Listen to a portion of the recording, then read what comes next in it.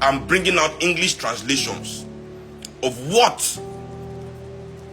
is in the Quran about how to treat unbelievers, how to treat infidels. I mean, how can people, listen, how can people say that there is no violence, that these people that are committing violence against people are not real Muslims? How did Usman Danfodio conquer northern Nigeria?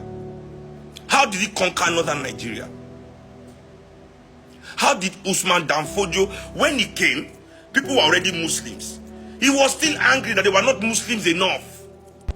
He was angry that they were not Muslims enough, and waged war, murdering millions of people for no reason other than not accepting Islam. But these same people who have taken lands by blood just because the people there refuse, where you refuse, they come with war. So how can that be a religion of peace?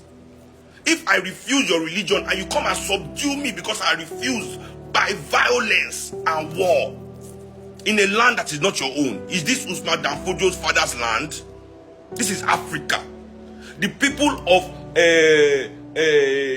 northern Nigeria, the Hausa tribes of northern Nigeria, said they want to keep the only people he could not conquer was the Borno people, because the Borno Empire was well organized. They resisted him. They beat him up. That's why till today there's still a shehu of Borno, not an emir. And that's why Boko Haram is there, number one place. They're not in Sokoto, destroying Sokoto. They are in Borno, continuing their imperialist mission to subdue that place and put an emir. What is anybody telling me here? Religion of peace? Okay. So now, let me look into the Quran, in English translation, because I'm sorry, I don't have Arabic translation. I have never, really, the way I read English Bible and claim to officially talk to anybody about it, I don't do that with, because, you have to learn Arabic, and I don't want to learn that. But there are English translations. So let me read from the Quran, how, Allah thinks infidels should be treated peacefully. Let's see this peaceful treatment, And I'm coming to, after the Quran, we will not discuss the hadiths, because many of you that listen to these liars, these moderate liars, that they call themselves moderate Islamists, that do nothing but secretly happy that their religion is winning. In their mind, they're happy. Don't deal with and talk to Muhammad anyhow. You don't ask them, no. We don't believe in this killing.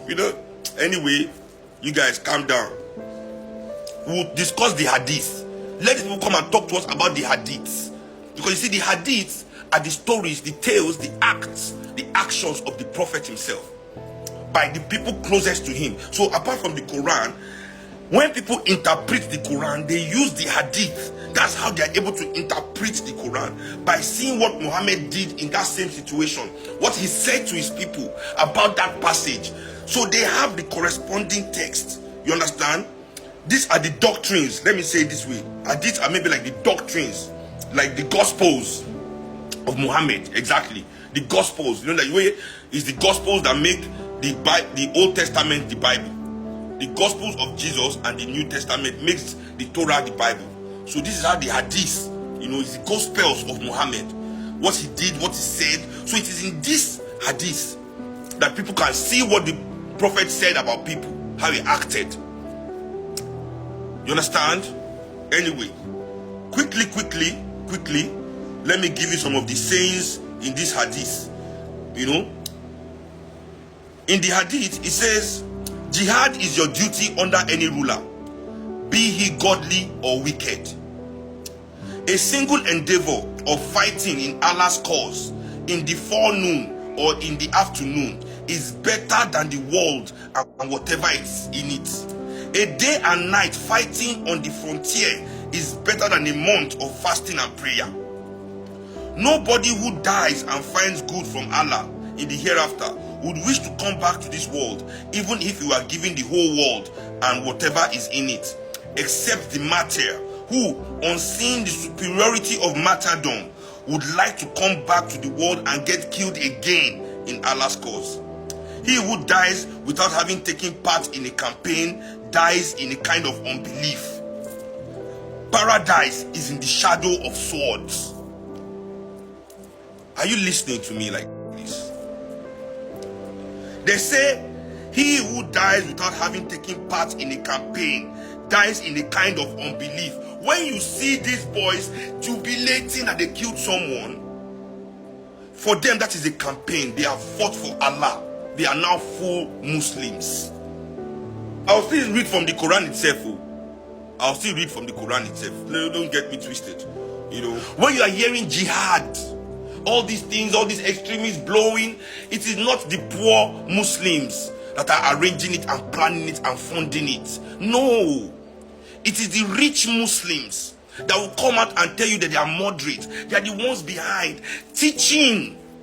These scholars, go and listen to them. So many violent scholars in the north spewing hateful rhetoric in the mosque. Nobody stops them. Telling people that they must kill for Allah, they must die for Allah if anybody. Did you hear what the cleric said yesterday? The cleric, go and look at this young stupid one that said he only had 83 million. Who donated 83 million for that one to do presidential campaign? He said insulting the prophet is the red line. This is somebody that wanted to rule Nigeria. He said they have red line. So you understand, this red line word, this is a presidential aspirant. It is how they have been taught by these brains, these scholars that they all look up to.